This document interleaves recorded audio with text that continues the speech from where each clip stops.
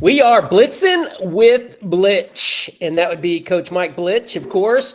Coach, let's talk real quick about last week. Man, your defense has been really stellar for the entire season. I think you're averaging giving up just over 200 yards. Talk to us about last game and your feelings about that. We had a pretty good night. And enjoy the way we played. Definitely the first half. That the second half, they found something they liked that we had issues with combating and fitting the right way with the boys. Played them tough in that first half. Travion Barber, Riley Story led the way. Had some good nights. Travion, I think, had like 11 tackles, 4 TFLs. He's up to like 24, 23 TFLs in the season, which is unheard of. He's wow, especially from playing the second level at the linebacker spot. He's just so fast. You That point of know, attack. And I'm thinking that might help Travion go on to the next level in the sense of he hadn't played a lot of defense, but he's showing a lot of great things on the defensive side. Yeah, he actually pulled another offer last night. Missouri Valley offered him, so he's got quite a few. He's starting to stack up. He's getting more prominent out there. Yeah, he's just a special football player. The way he attacks the ball and can play in space, open field tackling.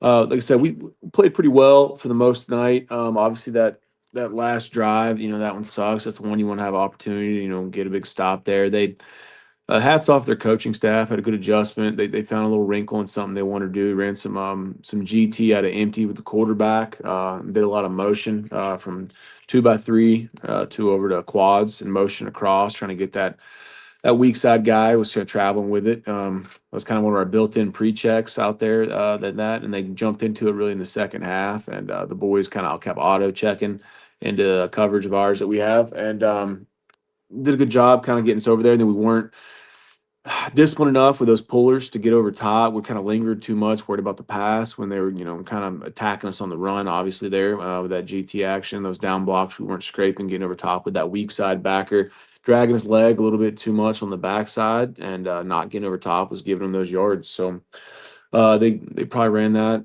half a dozen times. When you say GT action, what do you mean? Guard tackle. It's a guard tackle pull play where you'll down block on one side of the offensive line. You're running it to the left side. That left tackle, left guard, and center will all down block back, and the right side of the entire line. Right guard, right tackle, pull. First man's your kick man. He's going to kick out the weak side end or play side end, and your second man's your wrap man. He's going to wrap up and get on top of the play side linebacker, and that guy's got to get over the top of that wrap block to fit that lane out there. Yeah. And then your weak side backer now has to flow and be there for that cutback lane to make the play. So we were a little lax, either sometimes not getting over the top, which was the bigger problem for us with the backers, and also a couple times on the cutback when we did get over top, that weak side backer was dragging his back leg. And I mean by that, he was slow playing it on that weak side for the passing zone because he's in a zone fit as well for coverage.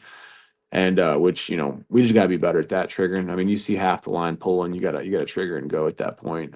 We wasn't a huge RPO threat. I mean, they're in empty, so it's not a huge thing for us. I mean, you're talking about two underclassmen there who are really with those responsibilities and have to make those split second reads. Yeah, and like I said, we played for the most part pretty well throughout the night. We just obviously that last drive they put together, they used that as a thing that they had a good attack with out of that empty set. And just made some plays. There's, a couple things where I felt like we were going to be off the field on some, whether it was, game of inches on some of the sticks there when they got the measurements and things like that. So I don't know. That was a tough one. It was. It just seems like you're exactly right. They made some sort of adjustment that started to work for them, and our boys just couldn't overcome that. A couple that I want to talk about that I haven't heard you mention yet. What about Logan Skelton up there in the middle? It did seem like he was doing well, blocking that up, on the defensive side. Yeah, he had a pretty good night. Did some wrinkles this week with some stuff we're going to utilize him in, so I expect to see him be pretty prominent this week as well.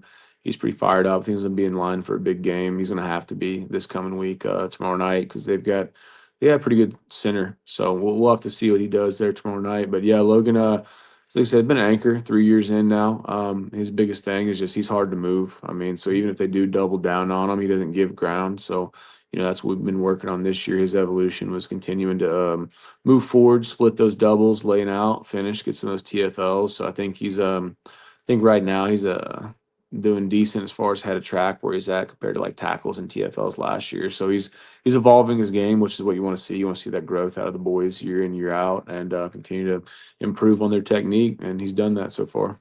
Another one, and we mention him a lot, but it just talking about improvements, and it seems like he's learning in his young career, maybe some consistency, but he showed out last game for parts of it, which would have been Cade McKee again.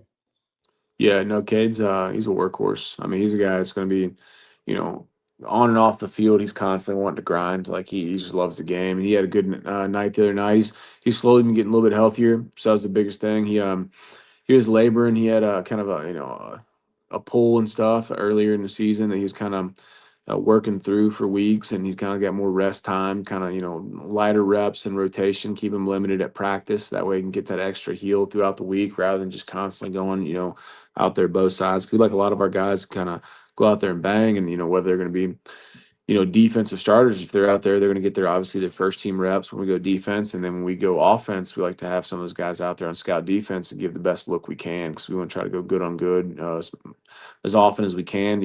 Iron sharpens iron. So you want to battle throughout the week. It's kind of a philosophy we've had there. And more difficult practices, the easier it can make that game feel. So you want to take that approach most times. But yeah, so he's been lighter in the reps there, kind of keeping him off scout as much as we can the last few weeks, and he's slowly gotten healthier, and he was flying around the other night. You could see it in his performance. Like he looks faster, more fluid, moves the hips better, and you can see him driving off his legs a little bit better, because that was a lower body pull that he dealt with. So no, he had a good night flying around.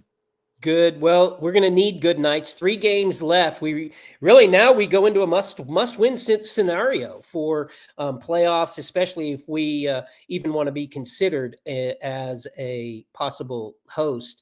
What are we looking forward to with Tulsa Edison, as the game now has been changed from Friday night to Thursday night due to weather? How does that affect you as a team, and what you're doing coaching, and what do we expect from the Eagles when they come to town? It definitely changed things a little bit. I mean, coming into it, the benefit going forward will be you're gonna have a longer week next week for your next opponent. The downside of it is obviously this week's gonna be shorter in time frame and preparation. So going into it, kind of flipped it this week, expecting to have the full week. We're more of a longer day Monday, and for offensively, and Tuesday is more of a defensive day yesterday. Then you kind of meet in the middle. Wednesday be a full day, with half and half of each, and getting lots of specials, and moving that time frame up last night, right mid practice time.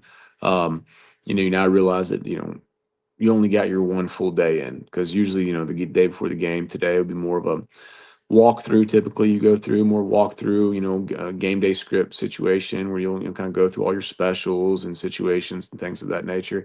Now it pivots a little bit. It may have to be more of like a light padded practice instead, just to get that extra rep. If not, you risk, only having one full day of practice, either side of the ball before you play a game, which, you want to have as much time as you can out there, get on the same page, and sharpen the boys' mindsets. That's the biggest thing at this point in the season. It's not a ton about your individual time. You can get some circuits in, and tackling turnover circuit, things like that, and you can do some individual time with your linebacker positions and all that. It's more so at this point in the season, more about your fits, your team periods, your specific down stuff, third and long, third and short, fourth and short, red zone. So getting on the same page, your checks, communication, offensively and defensively, your 2-minute drills, 4-minute offenses, all that stuff. So having that extra time obviously is always beneficial. So losing it is going to be just as dire to us and detrimental this week. But again, both teams are in the same situation. So it's not, nobody has an added advantage. And obviously, with the weather, it's going to be there Friday. We'd like to be able to put the ball in the air some. So I don't know that it would limit it if you did play on that Friday. Plus, the risk of the time set out and all that stuff with the weather. Nobody wants the delays. I mean, it makes it for long nights. and coming out there, warming up, getting ready, and then having to stall and all that. So it's always better just to move it up and get that action. But I think we're going to be okay as far as prep stuff. Like we said, we split it, and today we'll just take it instead of a walkthrough, more of a lighter team practice. Yeah. Just sharpen it up. And team meal. We get to do the team meal. Yeah. Shout out to St. Benedict's, the home for our team meals. It should be a good one. What about Edison tomorrow night? What do we anticipate them bringing? Pretty multiple offensively. They got a lot of stuff that they like to do. I've seen some quad stuff, some little quads diamond, some old, polecat ninja type sets where they'll split the linemen out wide. And, they're pretty creative. You can see that they haven't just, been relegated to like, hey, I don't know, teams that they may have been outmatched in, they haven't just gone down without swinging. They're coming out and they're trying to do unique stuff, trying to find a way to get an added advantage for them schematically, which is, always a testament of good coaching, and go out there and figure out what you can do with the, personnel you have and how can you make the most of it and figure out how to get stops or score points. And they've shown that. I think record wise, I think they're 1-6 on the record, but, watching film, they don't look like they're a bad football team. Like they don't, they're pretty sound discipline wise. They've had some things that have not gone their way as far as breaks go, special teams and other things like that. But they play hard. I mean, they're out there competing. They do have a lot of two-way guys, from what I've noticed. So a lot of it is like war of attrition, where they're getting over in those third quarters, early fourths, and you kind of see there's been some leakage defensively and kind of like stall out on their O line offensively. If those kids have been playing, a lot of minutes out there, kind of get a little tired, and a little gassed, but.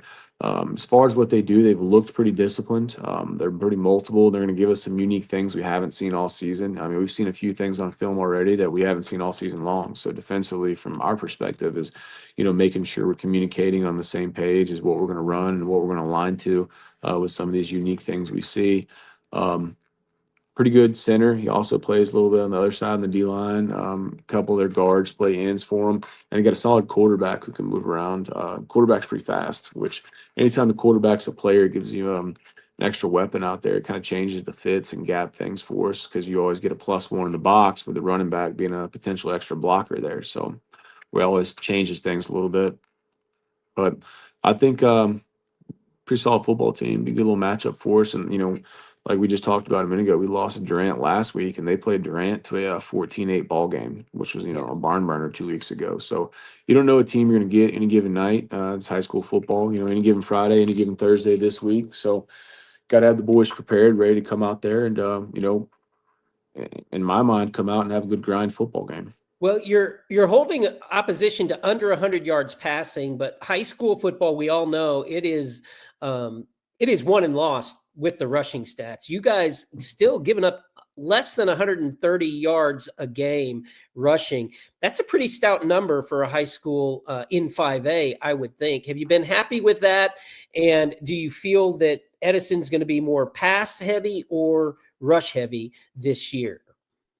Yeah, no, it's a good stat. That's our goal is always kind of under 250, under 300, but then and to get that upper echelon under 250 total yards a game. And we said we're under that. Pretty pleased with how we played this year. Fourth down percentage, third down percentage are really low. Our red zone number is the one that, again, we week in, week out, we got to improve on that.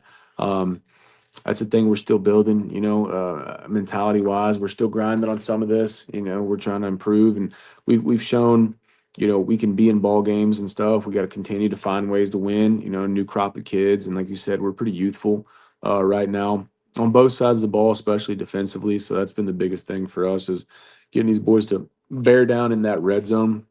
Yeah, and honestly, just got to go out there and fight. I mean, you got to fight, you got to claw, and you got to do everything you can to keep them out. And it's interesting that you say that, because just as a watcher on the field, it seems like if we can go in and punch them in the face and we hold them and we get them out within that first 3 or maybe second set of 3 downs, we do that consistently. But it seems to be if they get on a roll, the defense kind of gets weared down in that red zone. I think you're nailing it. I don't think it's they're wore down physically. I think that might have something to do with the youth in saying, no, here is where we stop them. Yeah, and it's a mentality thing. And you've seen that we've had some sudden change spots this year where like, we'll start off the defensive series like backed up on our, in our red zone on our 20-25, and we'll still somehow manage to get a 3-and-out, force a field goal, they'll Yeah, miss it, block, whatever. yeah, Those long drives, it takes the spirit a little bit from the kids, and that's football. That's the game. Grind ground and pound, grind games out. So the biggest thing for us, we're still trying to preach that mentality of finish. When you get out there and after those long 10, 12 play drives, sometimes they get lax, and that's the biggest thing we're trying to impress upon them, the mentality of like you got to fight and claw like hell to the final yard, final inch to that goal line, yeah. and you kind of see them. They get out there to kind of. There'll be times they kind of it's an emotional game. We're dealing with young, teenagers, high school athletes. It's hard sometimes, but you can see at different situations, not all of them, but you'll see like a individual guy here and there, kind of like that little defeated mentality. And we're trying to break that. I mean, that's the biggest thing culturally, continuing to just build upon is just that constant warrior mindset, every single day, everything you do, just attack the day, attack the day, attack the day, whether it's lifting weights, watching film, running, it could be a team function, whatever it is, like give it your everything you got, be locked in and, and really cherish it. I mean, that's the thing these boys try to tell them, you got 3 games left, maybe. I mean, we're not guaranteed a playoff spot. And that's, you asked that earlier, why does it puts us in, not a great situation right now. We had, at one point, we kind of controlled our own destiny. Now we're looking at probably need to win out to lock in for sure. 2 out of 3, depending on the scenario, could be good enough, could be not. With Durant having that game on us, because I mean they've got their tough sled now. They've got Booker T, Quita, McAllister here in a row. So I mean, realistically, they could drop all 3 and be 3-4. But if they were to knock off a McAllister, upset a Quita and end up with 4 games right there, we win 2. We're head to head. They've got it on us. We're out. So we've got to figure out a way to put together the next 3 weeks. Every single possession, every series, every game, every week, everything matters. Every prep day matters. It seems like you've got a group of kids who kind of thrive on that. You mentioned, those turnovers, and that has happened so often this season in which, honestly, turnovers or penalties or just a lax play put your defense deep in our own territory and you shut them out. It seems like our kids kind of thrive on that. No, it's got to be done right now mentality. Maybe that can ignite it, throughout the entire game. Yeah. We have to, lived on that plane more than I'd like to. I'll say that, just the blood pressure a little high for sure for me. I mean, they rise to the occasion. Trying to get consistency is the biggest thing. You want them to all as a unit be consistent any given week, any given series, how they perform. Obviously, you're going to have ups and downs with kids, different situations. Some of them pressure rises. That's when they they rise to the occasion. Sometimes not. So biggest thing for us is just being consistent in our approach and everything we do going forward and try to string together these next 3 weeks. I mean, that's the goal. Well, it starts tonight with Thursday night with homecoming. 6:30 homecoming festivities at Jim Thorpe Stadium. Everybody get there 6. The gates will open early because of homecoming this week. So you want to make it out to Jim Thorpe Stadium. It should be a fun night. Tulsa Edison Eagles land at Jim Thorpe against our Shawnee Wolves. As always, Coach Mike Blitch, thank you for blitzing with us. See ya. Thanks, everybody. Remember, together.